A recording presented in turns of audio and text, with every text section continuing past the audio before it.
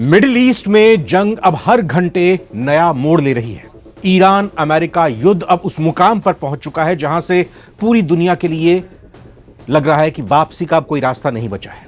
America और Iran के बीच जारी इस खूनी टकराव की आज छठी लगातार रात है, लेकिन पिछले 24 घंटों में ईरान ने जो कदम उठाए हैं उसने पूरी दुनिया के रक्षा विशेषज्ञों को सन्न कर दिया है। अब तक यह लड़ाई सिर्फ अमेरिका और ईरान के बीच मानी जा रही थी।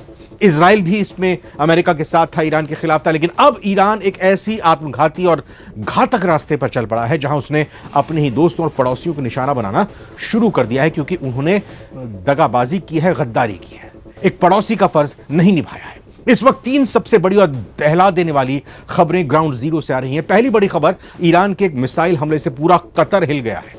कतर का वो लाइफलाइन प्लांट जहां समुद्री पानी को पीने लायक यानी डिसैलिनेशन प्लांट बनाता है, उसे ईरान ने पूरी तरह मटियामेट कर दिया है। दूसरी बड़ी खबर, जॉर्डन में मौजूद अमेरिकी मिलिट्री बेस पर ईरान ने भीषण हमला करके अमेरिका के सबसे एडवांस फाइटर जेट्स और तेल टैंकर्स को हवा में उड़ाने का दावा किया। और तीसरी और सबसे चिंताजनक बात, मध्यस्थ, मीडिएटर, बिचौलिया पाकिस्तान, क्या हालात हैं उसके। और दूसरी तरफ कतर पर जिस तरीके से हमला किया है, सऊदी अरब की सुरक्षा को लेकर पाकिस्तान से सीधा बैर लेकर ईरान अब मिडिल ईस्ट में बिल्कुल अकेला पड़ चुका है। आइए सबसे पहले बात करते हैं कतर से आ रही उस बड़ी खबर की जिसने पूरी खाड़ी को डरा दिया है। ईरान के मिसाइल दस्ते ने कतर के एक बेहद संवेदनशील और रणनीतिक ठिकाने को निशाना बनाया है। यह कोई सैन्य ठिकाना नहीं था, बल्कि कतर के समुद्री पानी को मीठा बनाने वाला सबसे बड़ा वाटर डिसैलिनेशन प्लांट था।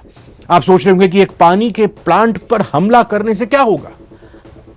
तो कतर एक ऐसा रेगिस्तानी देश है जिसके पास पीने के पानी के नेचुरल रिसोर्सेज ना के बराबर है। कतर की 90% से ज्यादा आबादी इसी समुद्री पानी को रिफाइन करके, शुद्ध करके, पीने लायक बनाकर उसका यूज करती है, अपनी प्यास बुझाती है। ईरान ने सीधे कतर की इसी लाइफलाइन पर चोट की है। इसका अगर रणनीतिक विश्लेषण करें तो कतर अब तक इस पूरी जंग में अमेरिका और ईरान के बीच मीडिएटर यानी बीच बचाव करने वाले इकलौते देश के रूप में खड़ा था। कतर में ही अमेरिका का सबसे बड़ा सैन्य बेस अल उदेद एयर बेस भी है। ईरान का कतर पर यह हमला एक सीधा और कड़ा संदेश है। अगर हमारी धरती पर हमले हुए तो हमारे बीच बचाव करने वाले भी सुरक्षित नहीं रहेंगे। इस हमले के बाद कतर में पीने के पानी का भयंकर संकट खड़ा होने लगा है। सुपरमार्केट्स में पानी की बोतलें गायब हो चुकी हैं। लोग स्टॉक कर रहे हैं अपने अपने घरों में पहले से ही, और पूरे देश में इमरजेंसी जैसी स्थिति हो गई है। कतर सरकार इस वक्त गहरे सदमे और गुस्से में है कि आखिर उनके झुकाव का यह सिला ईरान ने उनको क्यों दिया। यह उनकी शिकायत है। कतर को दहलाने के साथ ईरान ने दूसरा सबसे बड़ा हमला जॉर्डन की धरती पर किया है।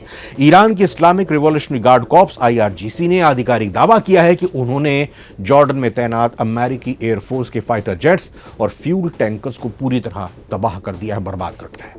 जॉर्डन हमेशा से अमेरिका का एक मजबूत सहयोगी रहा है, हमेशा उसके साथ खड़ा रहा है, कहें कि उसकी मजबूरी है।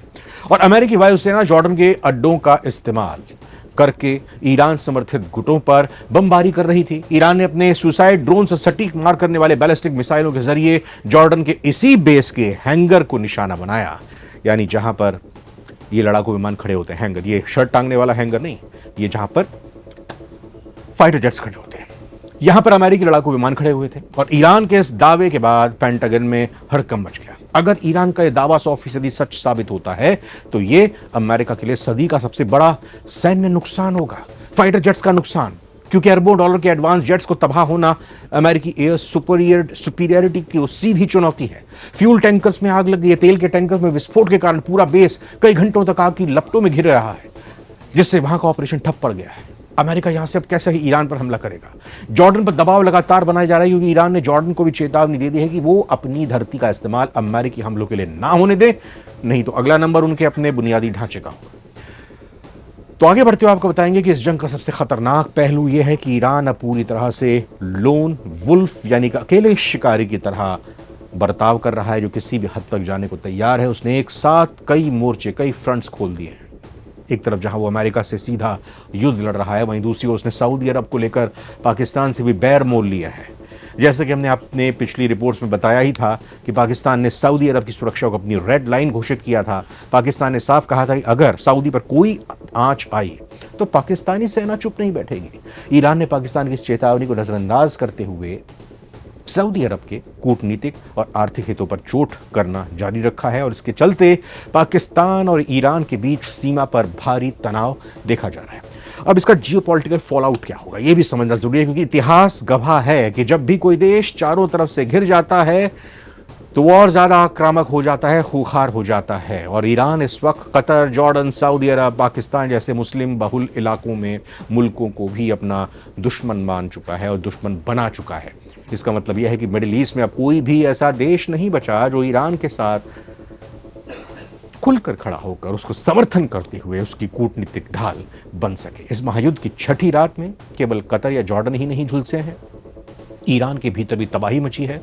अमेरिकी बम वर्षक विमानों ने ईरान के कई हवाई अड्डों, रेलवे स्टेशन और महत्वपूर्ण पुलों को निशाना बनाकर उसके ट्रांसपोर्ट नेटवर्क को काट दिया है। डोनाल्ड ट्रंप ने सोशल मीडिया पर एक बार फिर ईरान को अंतिम चेतावनी दी है कि अगर उसने हॉर्मूज जल डमरू मध्य स्टेट ऑफ हॉर्मूज को तुरंत नहीं खोला तो ईरान को ऐसे परिणाम भुगतने होंगे जो इतिहास में कभी किसी देश ने नहीं भुगते होंगे। लेकिन ईरान झुकने के मूड में नहीं है। हॉर्मूज के बंद होने और अब कतर के वाटर प्लांट पर हमले के बाद दुनिया भर के बाजार में कच्चे तेल की कीमतें प्रति बैरल रिकॉर्ड स्तर पर पहुंच चुकी है। दुनिया भर की सप्लाई चेन पूरी तरह से चरमरा गई है। मिडिल ईस्ट की ये छठी रात इस बात का गवाह है कि युद्ध अब जब एक बार फिर शुरू होता है बीच में रुकने के बाद तो वो किसी के नियंत्रण में नहीं रहता। कतर के मासूम नागरिकों का पानी छीनना और जॉर्डन में अमेरिकी जेट्स को उड़ाना यह दिखाता है कि ईरान अब आर पार की लड़ाई के मूड में आ चुका है। ये विनाशकारी रास्ता पूरी दुनिया को एक ऐसे अंधेरे कुएं की तरफ धकेलती जा रही है जहां सिर्फ और सिर्फ आर्थिक तबाही और इंसानी जिंदगियों का नुकसान होता हुआ दिखाई दे रहा है।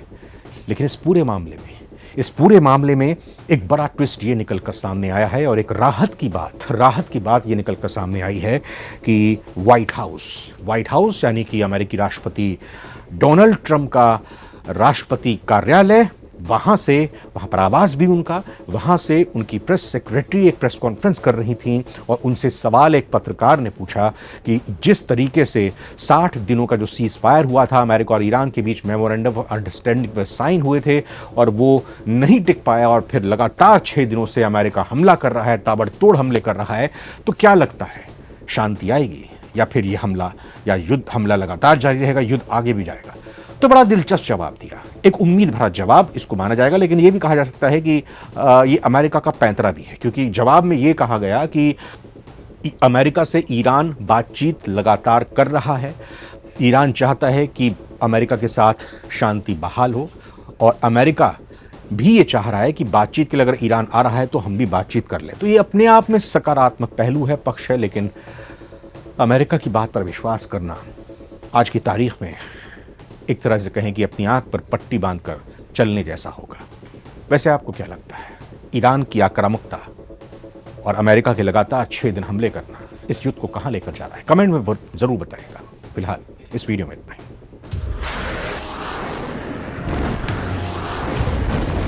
अमेरिका ईरान में चल रही जंग अब पहले से भी ज्यादा घातक हो चुकी है। लगातार छठे दिन अमेरिका ने ईरान के कई प्रमुख ठिकानों को निशाना बनाया। हैरानी की बात यह थी कि बीती रात अमेरिकी हमलों में सिर्फ सैन्य ठिकाने ही निशाने पर नहीं थे, बल्कि दक्षिण ईरान के बंदर अब्बास, काबिस्तान, ईरान शहर और एवाज जैसे इलाकों को भी निशाना बनाया गया। और यहां एयरपोर्ट, रेलवे स्टेशन, पुल और कम्युनिकेशन से जुड़े ढांचे पर ताबड़तोड़ हवाई हमले किए गए, जो सरासर युद्ध के नियमों के खिलाफ हैं। इन हमलों के बाद कई अहम इलाकों में बिजली व्यवस्था प्रभावित हुई है। इसके अलावा हॉर्मुज स्ट्रेट के आसपास भी हमले जारी हैं। ईरान के ऊर्जा मंत्रालय के अनुसार ताजा हमलों में बंदर अब्बास में रेलवे जंक्शन, अल्लाह अकबर इलाके और आसपास के गांवों की बिजली लाइनों को नुकसान पहुंचाया गया। हालांकि कई इलाकों की बिजली आपूर्ति बहाल कर दी गई और कुछ इलाकों में इसे सही करने का काम चल रहा है। वहीं हॉर्मोज गान प्रांत में बंदर खमीर के पास 2 पुलों पर भी हमले की खबर है। स्थानीय अधिकारियों के अनुसार इन हमलों में 2 लोगों की मौत हुई है और करीब 4 लोग घायल हैं। नुकसान के बाद कई अहम सड़क मार्ग बंद कर दिए गए। हमलों के दौरान ईरान के ईरान शहर एयरपोर्ट को भी निशाना बनाया गया। प्रारंभिक जानकारी के अनुसार एयरपोर्ट के बुनियादी ढांचे को भी नुकसान पहुंचा है। फिलहाल पूरे क्षेत्र में तनाव बना हुआ है और हालात पर दोनों देशों की गतिविधियों पर दुनिया की नजरें टिकी हैं। ये हमले ऐसे वक्त पर हुए हैं जब अमेरिकी राष्ट्रपति ट्रंप 2 दिन पहले ही खुलकर कह चुके थे कि अगर ईरान बातचीत की मेज पर नहीं आया तो उनके बिजली घरों और पुलों को भी निशाना बनाया जाएगा। ईरानी मीडिया का दावा है कि इन हमलों में कई नागरिक इलाकों को निशाना बनाया गया। वहीं अमेरिका का कहना है कि उसका मकसद सिर्फ ईरान की सैन्य क्षमता को कमजोर करना है। वहीं अमेरिका ने रणनीतिक रूप से बेहद अहम शहर सिरिक, जो स्ट्रेट ऑफ हॉर्मुज की निगरानी करता है, वहां लगातार हवाई हमले जारी रखे हैं। इसके अलावा बुशैर में भी हमलों की खबर है। खामिर बंदरगाह के पास 2 पुलों को निशाना बनाया गया, जिसमें स्थानीय प्रशासन के अनुसार 2 लोगों की मौत हुई है। अब ताजा हमलों के बाद ईरान ने चेतावनी दी है कि हालात और बिगड़ सकते हैं और संघर्ष पूरे क्षेत्र में फैलने का खतरा बढ़ चुका है। अमेरिकी हमलों के जवाब में ईरान ने भी बहरीन में मौजूद साखिर एयरबेस पर हेलीकॉप्टर और टोही विमानों को नुकसान पहुंचाया। इसके अलावा ईरान ने कुवैत और बहरीन में और भी जवाबी मिसाइलें और ड्रोन हमले किए हैं। इसके साथ ही ईरान ने लाल सागर में हूती विद्रोहियों को तेल मार्गों पर हमला करने के लिए भी उकसाया है, जिससे वैश्विक तेल आपूर्ति पर संकट खड़ा हो सकता है।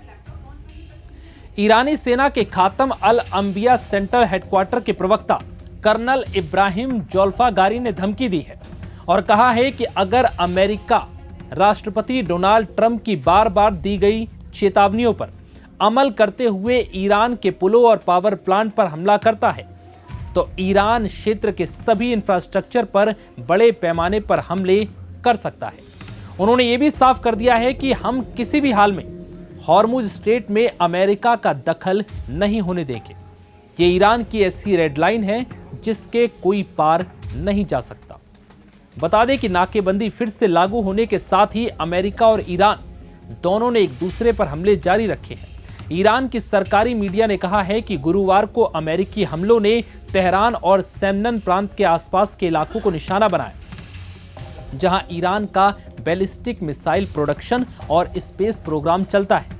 इसमें हमदान, हॉर्मोजगन, खुजेस्तान, लोरिस्तान, मरकाजी और सिस्तान बलूचिस्तान प्रांतों के साथ साथ हॉर्मुज स्ट्रेट के पास ईरान के केशम द्वीप पर भी हमलों की खबर है, जिसके बाद ऐसा लग रहा है कि अब एक बार फिर से ईरान और अमेरिका के बीच भीषण जंग शुरू हो चुकी है, जिसका अंत कैसे और क्या होगा अब इसके बारे में कहना बहुत मुश्किल है।